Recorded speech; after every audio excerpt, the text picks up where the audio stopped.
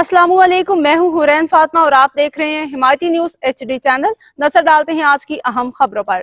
जिला मलीर थाना सुकन की हदूद में पुलिस मुकाबला, एक डकैत जख्मी हालत में गिरफ्तार। जिला मलीर पुलिस कराची 24 मार्च 2025। मलीर थाना सुकन के इलाके हाजी महमूद गोट के करीब पुलिस और डाकुओं के दरमियान फायरिंग का तबादला। SSP मलीर काशिफ आफ्ताब अब्बासी गश्त पे मामूर पुलिस मौके पे पहुंची। मुलजमान ने पुलिस पे फायरिंग शुरू कर दी। पुलिस की जवाबी फायरिंग से एक मुलजिम जख्मी हालत में गिरफ्तार, जबकि मुलजिम का साथी मौका से फरार। SSP मलीर मुलजमान इलाके में शहरियों से लूटमार की वारदातें कर रहे थे। SSP मलीर गिरफ्तार मुलजिम की शनाख्त साबिर उर्फ बिच्छू के नाम से हुई।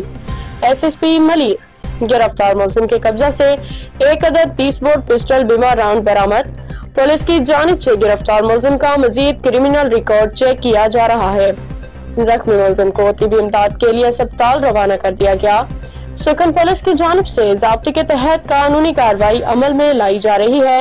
मजीद तफ्तीश जारी। तर्जुमान SSP मलीर SHO सैयद अदील शाह की क़ियादत में इलाके में कई कामयाब एनकाउंटर हो चुके हैं, जिनसे जराइम पेशा अफराद की सरकूबी मुमकिन हुई।